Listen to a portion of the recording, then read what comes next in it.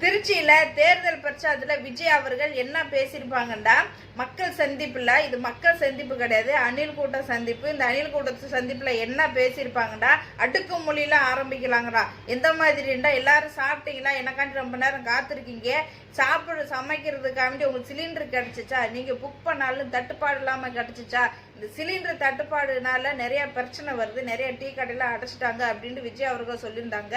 இதுக்கு அவங்க பேசியிருந்தா, சரி பண்ணியிருந்தா இந்த தட்டுப்பாடு வந்திருக்காது. இவங்க அவங்க கிட்ட பேசியிருந்தா இந்த தட்டுப்பாடு வந்திருக்கான்ட்டு இவங்க அவங்ககிட்ட குறுக்கமா பேசியிருப்பாங்க.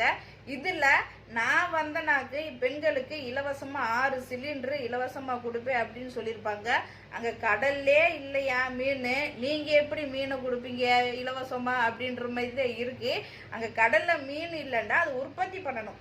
உற்பத்தி பண்ணாம அவங்க கொடுக்கல, நான் இலவசமா கொடுக்குறேன் அப்படின்னு சொல்ற மாதிரி தான் விஜய் அவர்கள் சொல்லியிருந்தாங்க.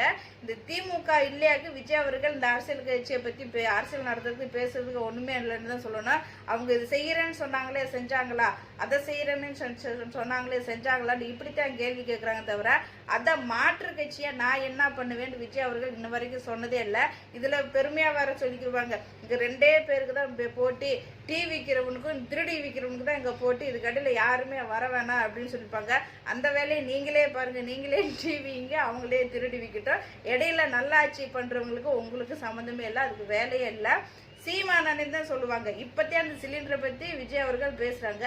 சீமானே ஆரம்பத்துல இருந்தே சொல்லியிருப்பாங்க, இந்த சிலிண்டர் இந்த கேஸ் தட்டுப்பாடுல வராதுக்கு முன்னாடி சொல்லியிருப்பாங்க, நான் வந்தனாக்க எரிவாயுவை இயற்கை மூலமா கொடுப்பேன், மாட்டு சாணத்துல நான் உருவாக்குவேன், எல்லாருக்கும் தட்டுப்பாடு இல்லாம கொடுப்பேன், இலவசமா கொடுப்பேன்னு சொல்லல, தட்டுப்பாடு இல்லாம நியாயமான விலையில தமிழ்நாட்டில் எல்லா மக்களும் கொடுப்பேன். இது மிஞ்சி போச்சாக்கு, தமிழ்நாட்டில் பயன்படுத்தி மிஞ்சி போச்சாக்கு வெளி மாநிலத்துக்கு நான் விற்பனை பொருளாக கொடுப்பேன் அப்படின்னு சீமானன் சொல்லியிருப்பாங்க.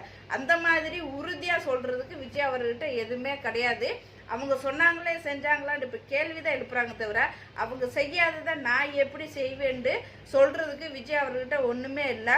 இதுல நான் என் சொத்து சொம்பலை விட்டுட்டு வந்திருக்கேன், நிறைய வலி வேதனை தாங்கிட்டு வந்திருக்கேன் அப்படின்னு சொல்றாங்க. அந்த வலி வேதனை உங்க தனிப்பட்ட பிரச்சனை, அது நீங்க அடிச்ச கூத்துக்கு, நீங்க பண்ண அட்டிலுத்துக்கு அது இப்ப வெளியே வருது, பொதுமக்களுக்கு தெரியுற மாதிரி வெளியே வர்றதை தவிர இத்தனை நாள் ஒளிஞ்சு கிடந்ததுக்கு இதுக்கு நீங்க படுற, நீங்க கூத்தடிச்ச, நீங்க அட்டுலியம் பண்ண இந்த வலி வேதனை வருதுன்றக்க வேண்டி நாங்க எதுக்கு உங்களுக்கு ஓட்டு போட்டு முதலமைச்சர் ஆக்கணும்? நீங்க மக்களுக்கு நல்லது செய்ய வந்தா மக்கள்கிட்ட நில்லுங்க, போராடுங்க, இந்த ஆட்சி சரியில்லை நான் சரி பண்றேன் அப்படின்ட்டு ஏதாச்சும் உறுதிமொழி எடுங்க, ஏதாச்சும் கட்டுக்கோப்பை வைக்க. உங்களை பார்க்க வர ரசிகர்களே உங்களால கட்டுப்படுத்த முடியல. நீங்க வந்தனால 54 பேர் உயிரிழந்ததான் மிச்சம். இப்ப காவலர் அவர் கால் ஓடிஞ்சு அனாதை தொங்குது. இந்த மாதிரி பிரச்சனை நடக்குது தவிர இதுவே உங்களால சரி பண்ண முடியல. தமிழ்நாட்டுல முதலமைச்சராகி என்ன கிழிக்க போறீங்க விஜய் அவர்களே? அவங்க அந்த உயிரிழந்தவங்ககிட்டயே, அந்த கால் உடைச்சிட்ட காவலர்கள் அவங்ககிட்ட போய் கேளுங்க, அவங்க குடும்பத்தார்ட்ட போய் கேளுங்க, எவ்வளவு வலி வேதனையும் படுறாங்க, எவ்வளவு இழப்பு. அது உடைச்சதுதான், உயிர் போனது. அது சரிப்படுத்த முடியாது, அது தீர்வும் பண்ண முடியாது.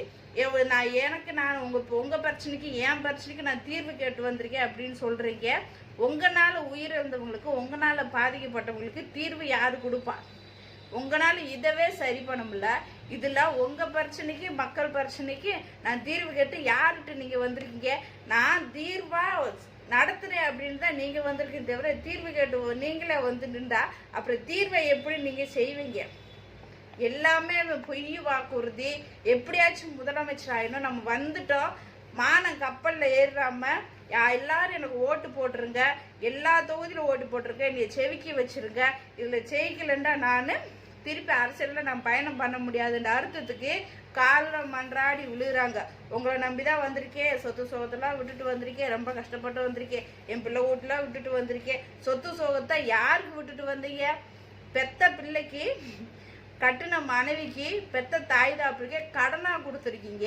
இந்த ஒரு லட்சணத்துல எல்லாத்தையும் விட்டுட்டு வந்திருக்கேன்னு சொல்றேன். யாருக்கு பொது வழியில எழுதி கொடுத்துட்டு வந்திருக்கீங்க? நாங்க நல்லா சொகுசா இருக்கீங்கல்ல, அப்புறம் நான் விட்டுட்டு வந்திருக்கேன். பொது வழியில வந்து எதுக்கு கூப்பாடு போடுறீங்க? உங்களால விட்டுட்டு வர சொன்னது விஜய் அவர்கள். அவங்க வாக்கு கேக்குறாங்கடா, எல்லா தொகுதியிலையும் என்னைய பாருங்க, அவங்க நிக்கிறவங்கள தனித்தனி ஆளுன்னு நினைக்காதீங்க, இனியவா நினைச்சு நீங்க வாக்கு செலுத்துங்க அப்படின்னு விஜய் அவர்கள் சொல்றாங்க.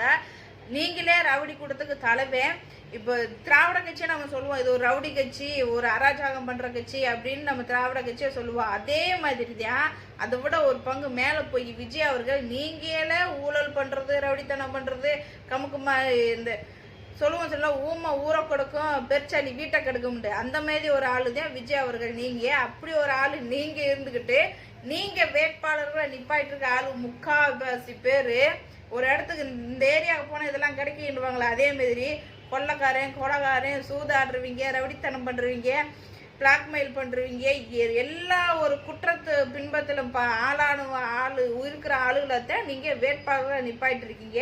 இப்படி ஆளுகளை வச்சு நீங்க நாட்டை திருத்த போறீங்க, பெண்களுக்கு பாதுகாப்பு கொடுக்க போறீங்க, ஊழலை ஒழிக்க போறீங்க. யாரை வச்சு? இது எல்லா தவறும் பண்ணவங்கள, வழக்கு எடுத்தவங்கள, ஜெயிலில் போயிட்டு வந்தவங்களத்தான் நீங்க அவங்கள வச்சுதான் அந்த குற்றத்தை தடுக்க போறீங்க. விஜய் அவர்களே சிறப்பா பண்ணுங்க. நீங்க எந்த மூலையில போய் உட்கார போறீங்கன்னு தெரியல. இந்த தேர்தல் முடிஞ்ச பிறகு தெரியும்.